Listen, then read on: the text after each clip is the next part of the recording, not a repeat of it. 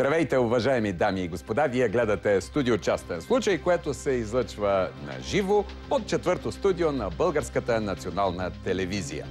Когато институциите в България говорят за Европейския съюз, непрекъснато се говори как милиони евро се вливат в нашата икономика, как българските граждани придобиват невероятни права в рамките на Европейския съюз. Но никой не говори за това какви права получават гражданите на Европейския съюз в нашата страна и как изпълняваме ние ангажиментите, които сме поели към Европейския съюз с договора за присъединяване. Ние започваме серия от предавания да проверим тази обратна страна на монетата, защото всяко добро нещо има и обратна страна. Повода за нашето предаване е един конкретен случай, един частен случай. Частен случай на нашата колежка, репортерка на Частен случай, Мая Димитрова. Нека видим за какво става дума. България може да е влязла в Европейския съюз, но дали според Музикалната академия Европейския съюз може да влезе у нас? Вижте в този частен случай, аз съм Мая Димитрова. Теодор Даракчиев има двойно гражданство – българско и френско. През 2003 е приет като чуждестранен студент от Европейския съюз в Националната музикална академия. Сега е пети курс оркестрово и хорово дирижиране. След приемането на България в Евросъюза, по закон студентите от ЕС заплащат такси за обучение по реда и условията за български граждани. Тоест вместо по няколко хиляди евро на година, заплащат в пъти по-малко. В Музикалната академия имат свое тълкуване на закона. Проблемът е, че господин ректора Георги Костов не приема този закон. Понеже продължава да ми иска и не само на мен, същата сума на семестър 1000 евро. За да заплащат такса като българи, чуждите студенти от Европейския съюз са принудени да държат кандидат студентски изпити. Това е нормално, ако студентът тепърва кандидатства. Но ако е в горен курс, както Теодор, е просто незаконно. Потърсихме позицията на академията.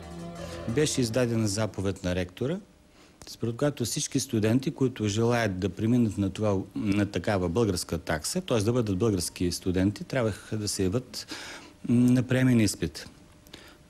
По-точно, които искат да ползват правата като членове на Европейския съюз също. Някои от нашите студенти, които са от Гърция, се явиха и ползват това, което закон им позволява. Нали гражданите на Европейския съюз сега имат същите права като българите? Те ги имат, но трябва да се явят на приемен изпит.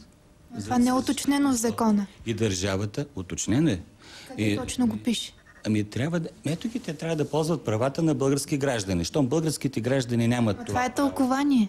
Как ще тълкованието го вижте, прочетете го. Така пише.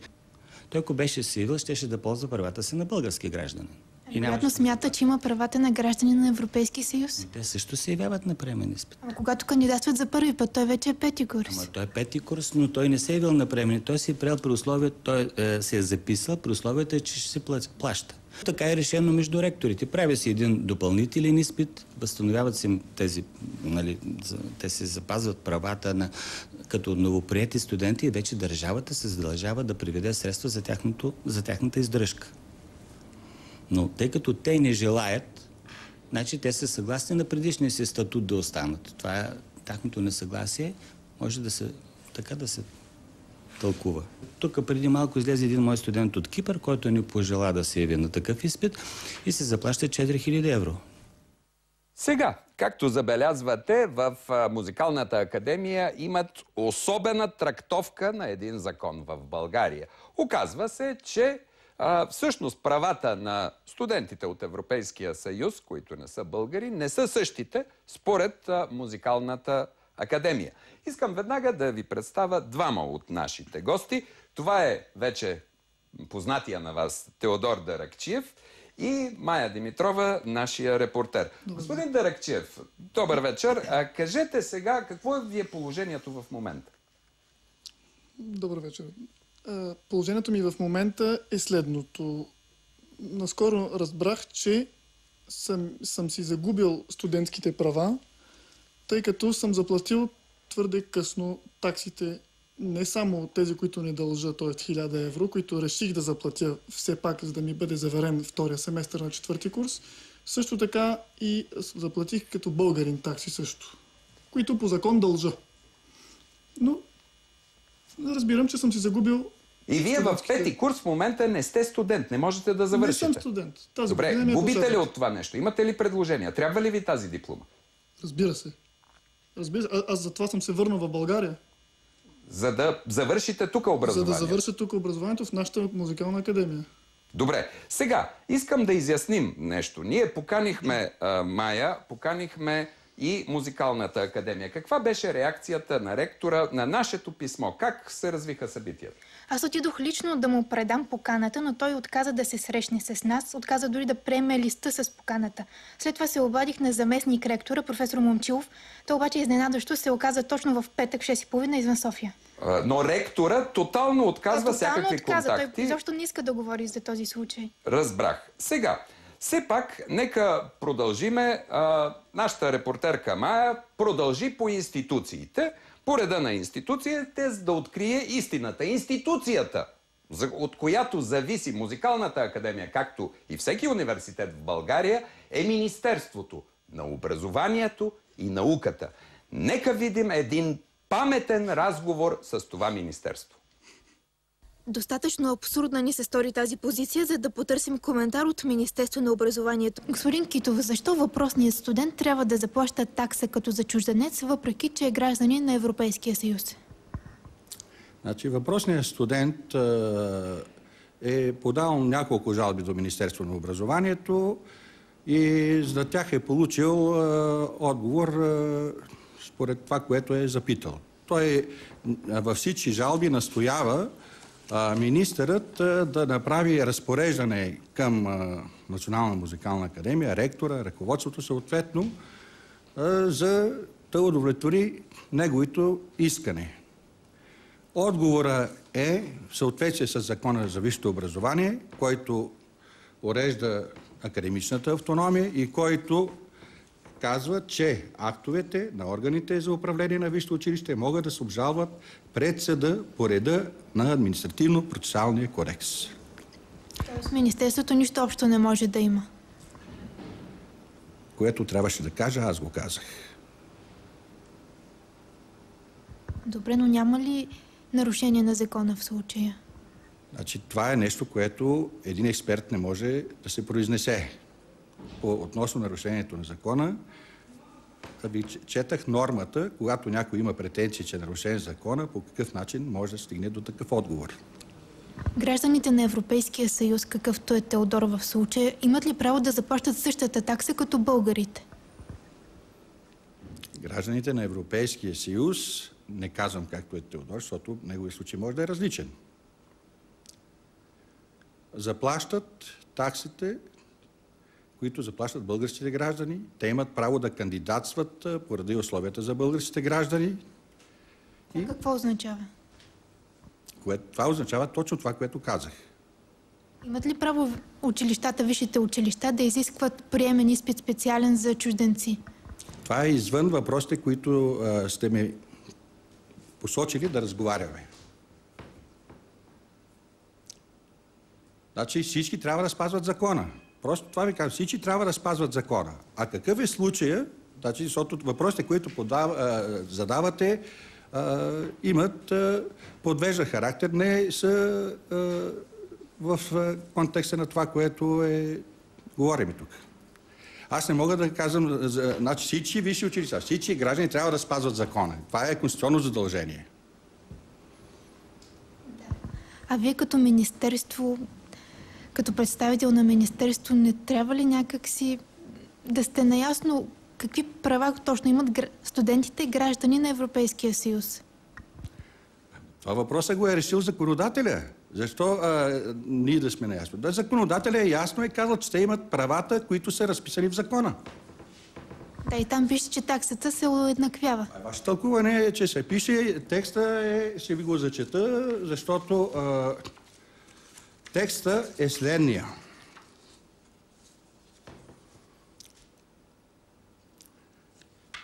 Студенти, докторанти и специализанти, граждани на държави, членки на Европейския съюз и на Европейското икономическо пространство заплащат такси за обучението си при условията и по реда, определени за българските граждани.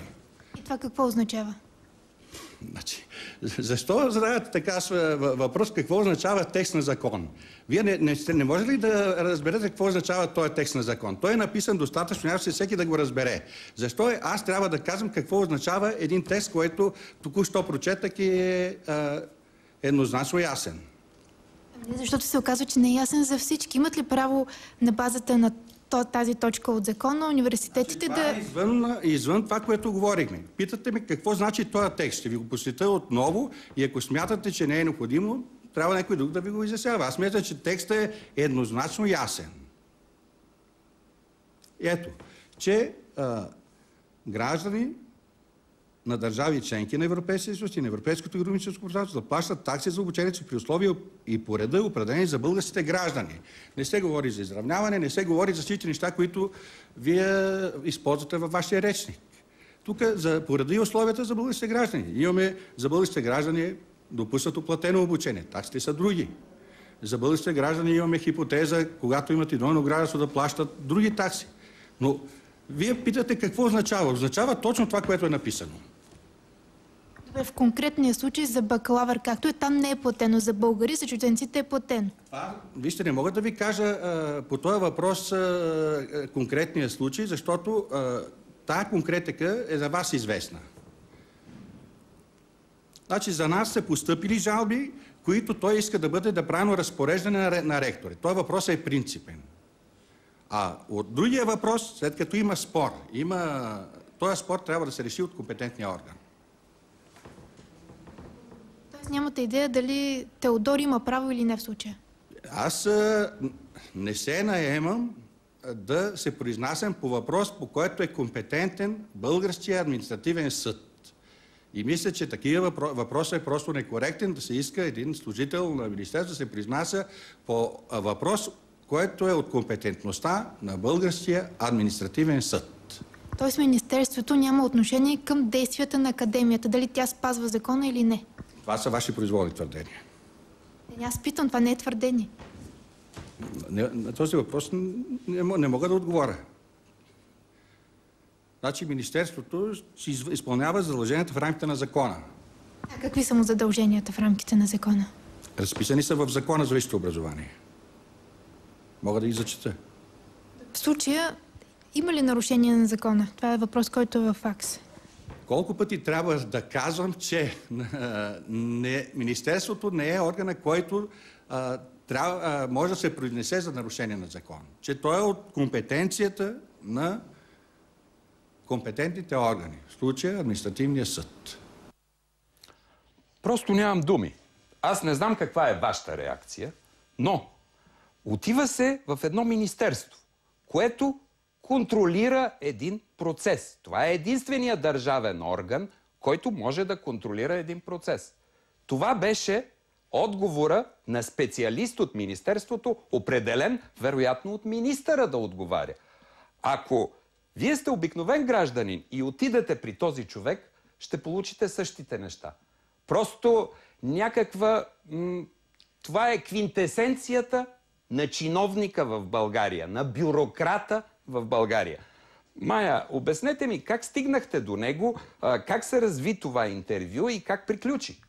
Ами аз още седмица преди интервюто изпратих факс с описание на проблема и с примерни въпроси. И с идеята да разясни каква е ролята на министерството и как действа то в случая. И видяхме как премина интервюто. Ами да, по време на интервюто се оказа, че Министерството на образованието няма отношение към висшето образование. Само съда. Тоест всеки отива към съда. Добре, това министерство, каква му е роля? Ами то се оказва излишно. Тотално. Имаш проблем, излишно. Отиваш в съда. Какво министерство? За какво ти е това министерство? Да, а вече след интервюто, доста късноречиво от прес-центъра така ми обясниха, че нямам право да задавам подобни въпроси, че това е проява на непрофесионализъм, неподготвеност и ще направя всичко възможно да уведомят ръководството на телевизията и съответно предаването да бъде спряно заради моята некомпетентност. Тоест Министерството на образованието, освен всичко друго, живее преди 89-та година, миналия век, вероятно, и може би се нарича се още народна просвета.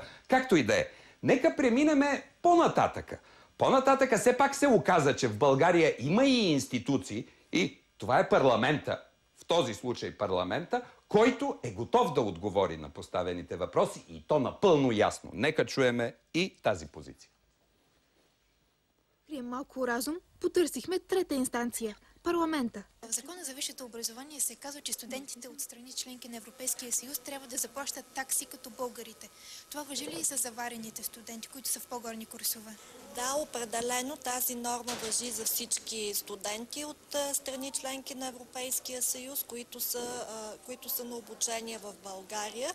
Позволете ми малко по-общо да обясня философията на този текст. Тази промяна беше направена в началото на мандата на този парламент през септември 2005 година, тъй като знаете, тогава бяхме в един процес на усилено хармонизиране на нашето законодателство с европейското. Тази промяна е свързана с директивата, по-скоро изискванията на директивата за свободно движение на хора и стоки, а именно идеята е, че като страна членка на Европейския съюз ние трябва да осигурим всички условия на възможности за обучение на студенти от страни на членки на Европейския съюз при еднакви условия с българските студенти.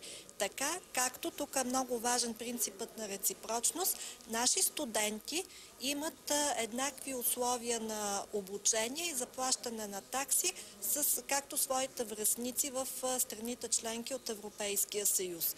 В този смисъл идеята е и текстовете в закона, които записахме, постановяват, че първо такива студенти се приемат по условия еднакви с студентите с българските студенти, т.е. те трябва да държат изпит, който е съотносим по трудност, еднакъв с изпитите, които полагат българските студенти. Тук се появява големия въпрос, че знаете, масовата практика е българските студенти да влизат с кандидат студентски изпити по български език. И второ, финансовите условия за тези студенти трябва да бъдат същите, както за българските студенти. Добре, а студентите, които са в горни курсове, трябва ли да държат кандидат студентски изпити? В никакъв случай, защото те вече са студенти. Значи, както казах, за новите студенти са важни и това е смисъла на идеята свободно движение на хора, важни наличието на двете условия. Тоест тези студенти да могат да постъпват в български висши учебни заведения при същите условия, при които постъпват и българските студенти, и да заплащат съответните такси, така както българските студенти. Между другото, спомнете си широкия отзвук на вашите колеги по различни медии за това как драстично падат таксите за българските студенти в Англия и така нататък. Значи ние се радваме, когато сме обект на този положителен момент.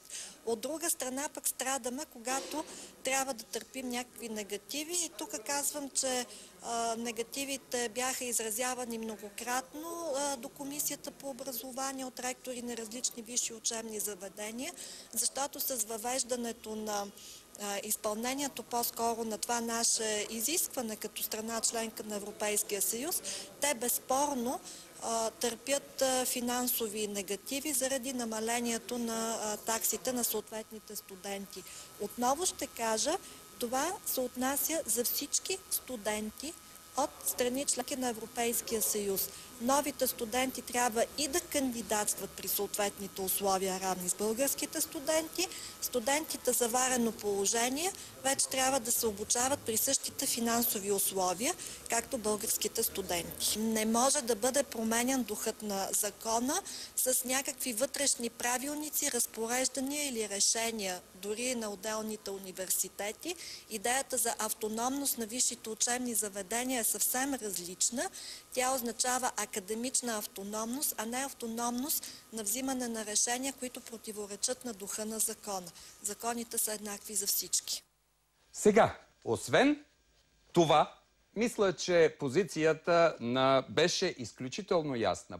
Изясниха се всички проблеми във връзка с нашия случай и изобщо с правата на студентите от Европейския съюз в България. Но Ние се допитахме и до господин, и поканихме и господин Лютви Местан, който е председател на Комисията по образование и наука в Народното събрание. Той изключително много съжалява, че не може да бъде тук, но е болен. Това е напълно оправдателна причина. Но той ни прати едно становище, което повтаря много от нещата, които чухме от неговата колежка. Но искам само 2 пасажа да ви прочета. Новия размер на таксите, изравнен с този на българските граждани, се отнася не само за студентите граждани на държави членки на Европейския съюз, приети след 1 януари 2007, но и за онези от тях, които са започнали обучението преди тази дата, т.е. нашия конкретен случай. Това доведе до намаляване на приходите на висшите училища, които със средства от собствения бюджет компенсират разликата между платената такса и издръжката за обучение на един студент от Европейския съюз. За да се гарантира качествен образователен процес, е наложително българската държава да изработи механизъм, чрез който да се предвиди и осигури необходимата субсидия и за тази категория студенти. Приетите за студенти граждани на държави членки на Европейския съюз не би следвало да полагат изпит за прием в съответно висше училище, тъй като статутът им на студенти вече е установен. Всичко е много ясно казано. И тук се казва, че и Министерството на образованието просто трябва да осигури механизма, за да не губят университетите. Ние наистина поканихме Министерството на образованието да изрази какъв е проблема, а не да бяга по този безумен начин, по който беше този бюрократ от Министерството. И поканихме ги с писмо, нарочно, описахме им какъв е проблема, което бе изпратено в понеделник. Днес в 16:30. До този момент никой не ни се беше обадил. Няма писмено становище на Министерството, се обадихме на прес-центъра. Чуйте. Ало? Ало? Ало? Прес-центъра на Министерството на образованието ли? Владо Берянов ви безпокои. Какво стана? Нямаме потвърждение за участие в предаването ви до вечера, господин Берянов. Добре, ние ви пуснахме официално писмо още понеделник. До сега, 1 час преди предаването, ви нямате, не знаете какво става, така ли? Каза ви, че нямаме потвърждение. Ако имахме, щях да ви се обадя да ви потвърдя. А кога ще имате потвърждение? Щом няма, значи няма да имам. Няма да има участие, освен това, което вече направихте като запис. Благодаря ви. Сега, очевидно Министерството се гордее с този запис и с този свой служител. Това не мога да го разбера. Приемането ни в Европейския съюз, това означава едни нови, ясни правила за комуникация между нас, гражданите, и държавата. Ако това нещо е пример за подобни отношения, аз просто не знам за какво са ни приели в Европейския съюз. Но нека продължим по-нататъка с мнението на Европейския съюз.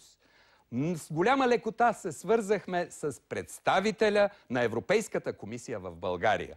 Той много ни се извини, че не може да участва, но обяснението му беше много продължително. Защо? Има 2 еврокомисари в България на посещение. Той е с тях в момента във Варна. За това не може, но веднага намери време и ни даде интервю специално за този случай. Нека да го чуем. Какви са правата на чуждите студенти от Европейския съюз в страните от Европейския съюз? Българските студенти на всички нива имат същите права като местните студенти в страните от Европейския съюз. И това е вярно за всички нива на висшето образование. Разбира се, това означава, че и студентите от еврозоната имат правата на българските студенти в България. Това се отнася и за всички такси, дължими в българските университети. Какво става, когато това не се изпълнява? Първо искам да отбележа, че България гласува закон по този въпрос още през октомври 2005. Законът е в съответствие с правилата в Евросъюза и той трябва да се спазва. Първо, естествено, държавната институция, която има отношение към образованието, трябва да осигури изпълнението на закона. Това е първият етап. Смятам, че доста университети в България разбират закона и го спазват. Когато закона не се спазва, а такива случаи има, първо трябва съответната държавна институция да осигури неговото спазване. Но Министерството на образованието ни обясни, че те не могат да направят нищо. Трябвало във всеки отделен случай пострадалия студент да съди съответния университет в административния съд. Какво става в този случай? В този случай трябва да става това, което правите вие и вашето предаване. Изкарвате фактите в публичното пространство. Говорите с Министерството на образованието, което е длъжно да ви даде компетентен отговор. Ако няма такъв отговор, представяте този факт на широката ви публика. По този начин, вие си вършите работата, която е медиите да алармират за неспазване на законите в страната. Нека продължим. Ако има сигнали, че не се изпълняват законите, какъвто е случая, как реагирате? Първо, смятате ли нашето предаване за сигнал към вас? Естествено, че да. Ние получаваме и сигнали от пострадали студенти. Тези сигнали са предадени и ще се изпращат и в бъдеще на Европейската комисия, която ще реши какви мерки да предприеме. Европейската комисия е органа, който контролира договора за присъединяване на България към Евросъюза. Когато нарушенията се докажат, Еврокомисията предприема необходимите мерки. Но повтарям още един път. Първата стъпка е на властите в България и на предавания като вашето, които трябва да внушат на институциите, като Министерството на образованието, че то е отговорно за спазване на закона в неговата сфера на дейност. Абсурдно е студенти да съдят университети. Ресорното министерство трябва да осигури спазването на закона. Просто мисля, че всички институции казаха много ясно, че Министерството на образованието носи отговорност за спазване на закона, което ни каза служител на Министерството, че всъщност те не правят. Теодор, приключваме към нашия край. Първо, ще продължиш ли борбата да се спазва закон? До край. Тогава очакваме резултати, очакваме и по-голями реакции от това, което се случва. Накрая, как мислиш все пак хем да се бориш, хем да завършиш? Ти така можеш да загубиш висшето. Да, положението ми въобще не е лесно след случилото се. Нямам намерение да събирам войски от подобни мои колеги в същото положение, тъй като има много, за да водя война. Все пак няма висша институция, висше учебно заведение в никъде, където функционира чрез устно информиране, Да, и да не дава никаква реакция при запитване. Това е абсурд. Независимо, ама чак толкова независимо. С това ще трябва да приключиме. Следващата седмица ни е последното предаване преди Коледа. Гледайте го, защото ще анализираме една невероятна сделка, едно невероятно незаконно строителство, извършвано в район Възраждане в София. Ще се опитаме да разкриеме тайните на действията на кмета на район Възраждане, който разработва цяла нова схема за строителство.